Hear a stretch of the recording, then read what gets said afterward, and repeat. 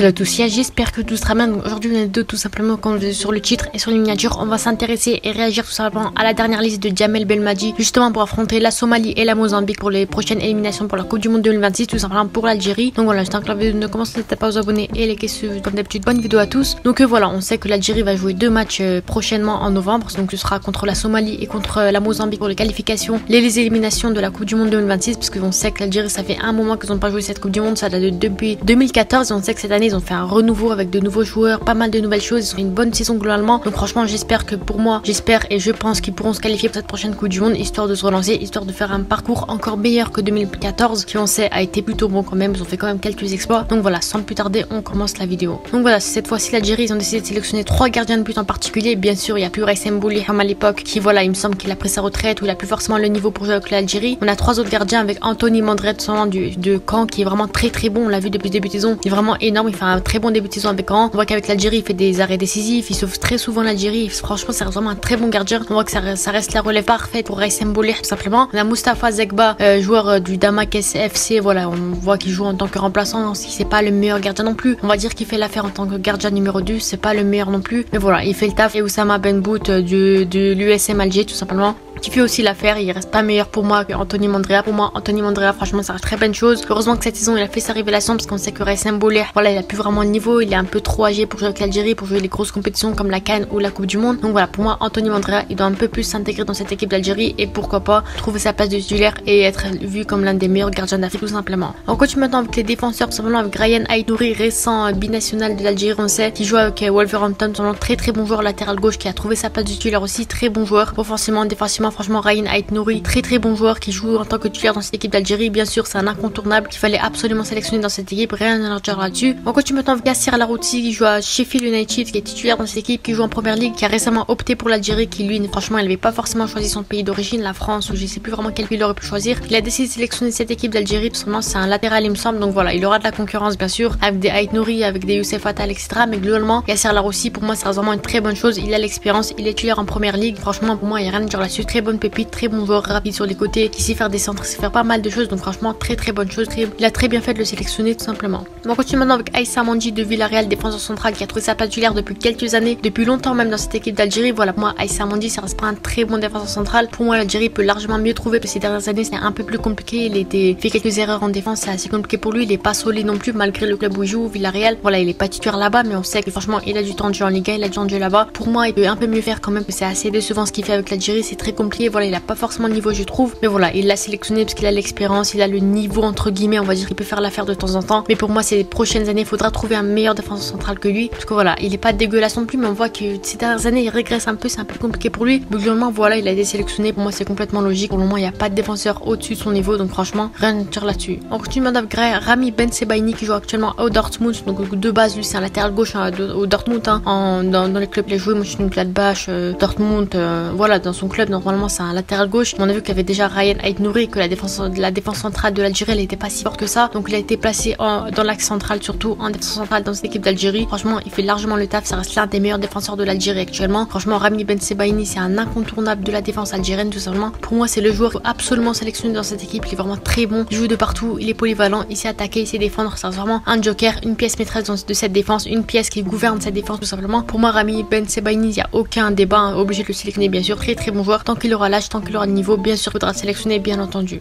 On continue maintenant avec Mohamed Touguet, son nom de l'Espérance de Tunis. Voilà, c'est un défenseur central, très jeune défenseur central, qui a récemment trouvé ces dernières années sa place titulaire dans cette équipe d'Algérie. Voilà, des fois il tourne avec Rami Ben Sebaini, des fois il joue avec Aïssa Mandi, ça dépend, il n'est pas forcément toujours titulaire, mais ça reste un bon défenseur central, ça reste pas le meilleur non plus. Il joue à l'Espérance de Tunis. Voilà, c'est une équipe compétitive en Afrique, pardon. Voilà, très bon joueur aussi, qui a trouvé sa place là-bas. Franchement, Touguet, pour moi, il est pas excellent non plus, c'est à peu près comme Aïssa Mandi, mais voilà, on voit qu'il est très jeune, il n'a pas vraiment l'expérience africaine encore, il n'a pas forcément l'expérience avec l'Algérie pour le moment. Franchement, c'est assez compréhensible pour lui, il a que 23 ans, il me semble, donc franchement, pour moi, il doit juste progresser un petit peu dans ce domaine-là, mais globalement, franchement, c'est que ça reste un bon joueur quand même. On continue maintenant avec Ahmed Touba de Lecce, tout simplement. Franchement, ça reste un bon joueur aussi, il me semble que c'est un défenseur central ou latéral, je sais plus vraiment son poste, mais franchement, je sais qu'il a l'expérience, il a déjà été appelé avec l'Algérie, donc il n'y a aucun débat là-dessus. Voilà, il mérite sa place, c'est complètement logique. Et voilà, on continue maintenant avec 2 latérales droits. Youssef Attal, le premier de l'OGC Nice, qui franchement, ces dernières années, c'était assez compliqué pour lui, avec toutes les blessures qu'il avait là-bas, très compliqué. On sait que ça reste un potentiel de fou furieux, mais malheureusement, ces blessures l'ont eu. c'est assez compliqué pour lui d'avoir une très bonne carrière avec toutes les blessures qu'il a eu, chaque minute, chaque fois. La saison dernière, il a quasiment pas joué, il me semble, à cause des blessures. Ça fait des années qu'il n'a pas joué avec l'Algérie, c'est assez compliqué pour lui. Cette année, il a réussi à se réadapter au groupe de l'Algérie, il a réussi à retrouver son niveau entre guillemets, on va dire. Très très bon joueur, notamment offensif, latéral offensif, on va dire. Il a trouvé sa,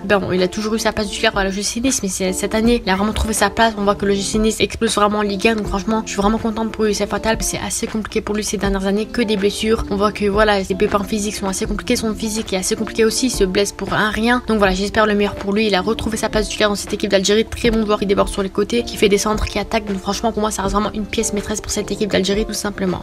Et on finit cette défense avec Kevin van der Kerkhoff, seulement du FC Metz. Donc voilà, il joue en Ligue 1 actuellement et c'est un titulaire indiscutable dans son équipe. La saison dernière, il sort d'une énorme saison avec le Havre, il me semble. Je sais pas vraiment avec quel club il jouait. Donc voilà, c'est un récent binational aussi qui a joué avec l'Algérie, qui a aussi trouvé sa place titulaire dans cette équipe d'Algérie. Après notamment justement les blessures de Youssef Attal qui a été assez compliqué. Maintenant, il aura beaucoup de concurrence sur ce côté droit là avec Youssef Attal. Donc franchement, pour moi, ça reste deux très bons latérales droits, très bons joueurs qui pour moi pourraient avoir une concurrence, on va dire assez saine, on va dire. Voilà, on sait que ça reste deux très bons joueurs. Le meilleur aura du temps de jeu, bien sûr, c'est complètement logique. Sur les prochains matchs, je pense que Belmadi essaiera les deux tout simplement.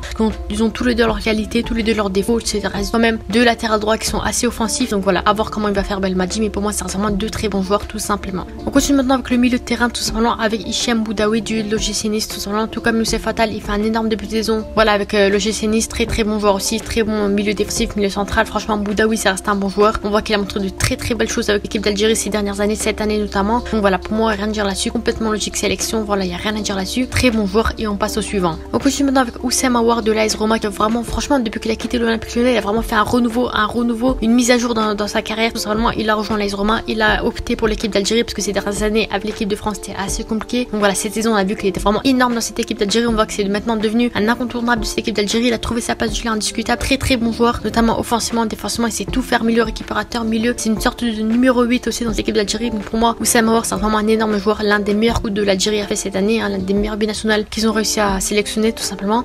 Donc voilà, pour moi, Oussem Aouar, c'est vraiment une très très bonne idée. Et franchement, il n'y a rien à dire là-dessus. Un très très bon joueur, tout simplement. On continue maintenant avec Nabil Bentaleb, tout simplement du LOSC, tout simplement. Et je sais pas vraiment s'il est titulaire là-bas ou pas. Mais ces dernières années, voilà, Angers, franchement, il a fait un bon passage, même si c'était assez compliqué. Finissant dernier de Ligue 1, etc. Donc franchement, Nabil Bentaleb, avec l'équipe d'Algérie, ça reste un incontournable aussi. Très bon joueur, milieu récupérateur, qui est vraiment très très bon. Qui pourrait prendre, entre guillemets, le rôle de Benasser, on va dire. Très bon joueur, Bentaleb. Il a l'expérience, notamment l'un des seuls joueurs qui a l'expérience, qui est pas binational, etc. Franchement, Nabil Bentaleb, rien à dire là-dessus. Sélection complètement méritée, bien entendu. On continue maintenant avec un joueur, c'est assez mitigé, on va dire. Ça reste Ramiz Gheirouki qui joue au Feyenoord actuellement. Donc voilà, avec l'équipe du Feyenoord, il est assez bon. Il a trouvé sa place titulaire là-bas. Voilà, c'est très très bon. Avec l'équipe d'Algérie, c'est assez compliqué, c'est assez mitigé, on va dire. Des fois, il fait vraiment des masterclass, mais d'autres fois, il rate complètement ses matchs. C'est assez compliqué de savoir vraiment. Mais pour moi, en tant que rotation, en tant que joueur sur le banc, etc., qui rentre de temps en temps, qui joue les petits matchs, pour moi, ça reste vraiment une très très bonne idée. On sait qu'il a un énorme potentiel, très très bon joueur, qui peut encore s'améliorer. Il reste encore très jeune, donc c'est pour ça que je dis que c'est assez mitigé, etc. On sait que franchement, s'il s'améliore, il a vraiment un énorme potentiel, très très bon joueur aussi. Ramiz Gheirouki, voilà, ces dernières années c'était un petit peu compliqué, on va dire, avec l'équipe d'Algérie. Il a pas vraiment trouvé sa place titulaire, etc., même si ça reste un bon joueur quand même. Mais voilà, j'espère qu'il va pouvoir s'améliorer justement avec cette équipe de l'Algérie et avoir maintenant avec le suivant tout simplement.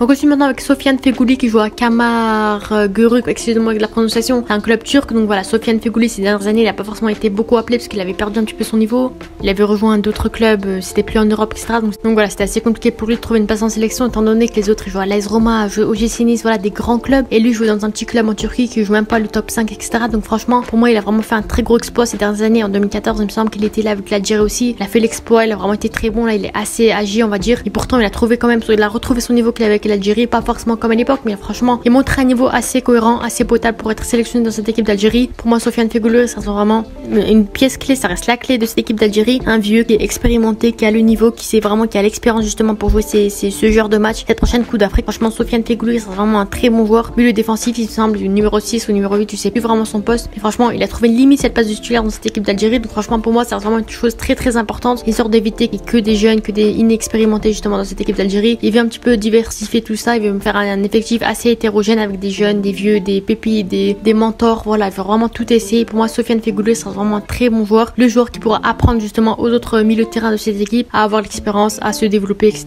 Et enfin bien sûr c'est milieu de terrain avec Fares Chaibi qui joue à Francfort cette saison. On sait qu'il sort d'une énorme saison avec Toulouse justement qui a vraiment été très bon, il a été transféré à Francfort cette saison, très très bon joueur de base, c'est un attaquant, etc. On sait qu'au poste d'attaquant c'est assez compliqué, il y a beaucoup trop de concurrence, et on sait que le poste de milieu de terrain c'est assez bon aussi pour Fares Chaibi qui joue au milieu offensif, numéro 10 ou numéro 8, je sais plus vraiment. On voit qu'il est polyvalent, il joue un peu de partout au milieu de terrain, c'est vraiment très bon joueur, très bonne pièce maîtresse qui a limite trouvé sa place titulaire indiscutable aussi dans cette équipe de l'Algérie. Franchement, ce milieu de terrain, il y aura énormément de concurrence avec que des pépites, que des très bons joueurs. À voir ce que Belmadi va faire, les compositions qu'il va faire, des milieux à 3, des milieux à 4, peu importe. En tout cas, tous les milieux qu'il a sélectionnés, c'est vraiment des milieux avec leurs qualités, leurs défauts, des très bons milieux de terrain. Rien à dire là-dessus. Et sur ce, on passe aux attaquants tout simplement.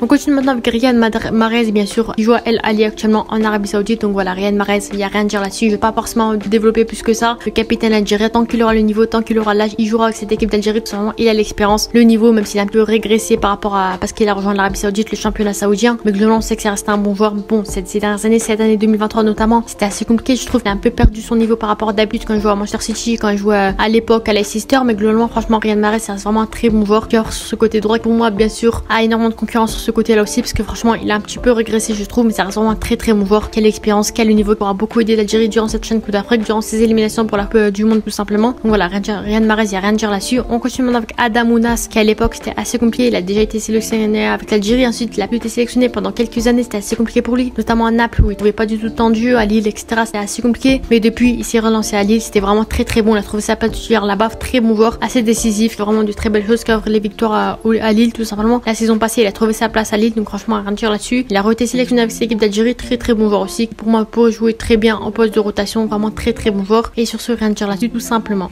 On continue donc avec un binational très récent, Amine Gouiri qui joue à Rennes actuellement. Franchement, pour moi, Amine Gouiri, c'est vraiment le joueur qu'il fallait sélectionner en tant que binational. Moi, franchement, on voit que lance à Rennes, très bon joueur aussi, qui a vraiment de très belles choses à Rennes. On sait que franchement, ces dernières années avec Slimani, avec Bounedjah, c'était assez compliqué au poste de buteur. Ils avaient plus vraiment de buteur à l'équipe d'Algérie. C'est assez compliqué pour eux, mais heureusement, ils ont trouvé Amine Gouiri qui lui pourra renforcer ce poste-là, boucher le trou de poste de numéro 9. Franchement, pour moi, l'Algérie, si vraiment ils réussissent à combiner tous leurs binationaux, tous leurs joueurs, leurs joueurs indiscutables, pour moi, franchement, l'Algérie, c'est une équipe à redouter. Déjà actuellement sur le papier, c'est une équipe à redouter. Franchement, un favori pour cette prochaine Coupe d'Afrique, tout simplement. On continue maintenant avec Mohamed Amoura qui joue à l'US Saint-Gilloise. Voilà, donc franchement, pour moi, Mohamed Amoura, ça reste un joueur sous-côté. Très bon joueur, vraiment très bon début de saison avec Saint-Gilloise. Très bon joueur avec l'Algérie sur le côté gauche, notamment. Franchement, Mohamed Amoura, certes, il joue pas dans l'un des meilleurs clubs, il joue pas les compétitions européennes, etc. C'est assez compliqué pour lui. Mais pour moi, franchement, ça reste un très bon joueur. Il faut bien sûr titulariser. Pour moi, franchement, il est quasiment toujours décisif à tous les matchs. Franchement, Mohamed Amoura, franchement, ça reste un très bon joueur. Et sur ce, rien à dire là-dessus, tout simplement. Donc, je maintenant que les deux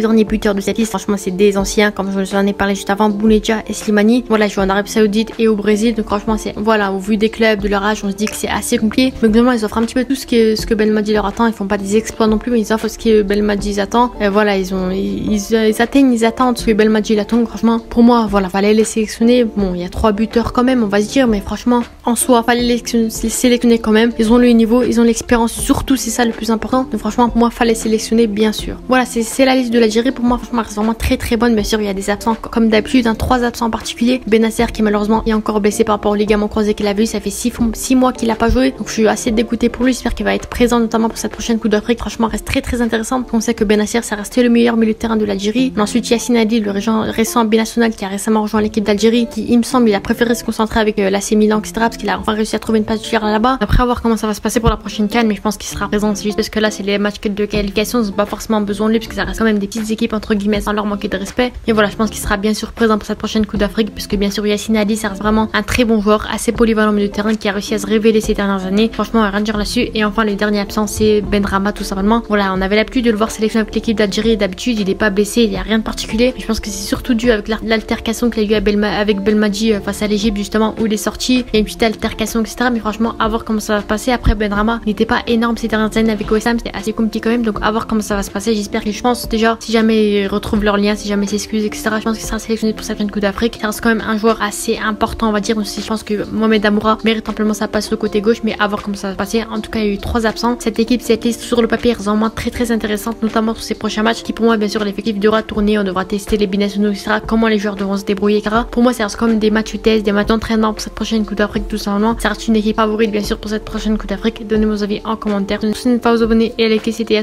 la prochaine. Ciao.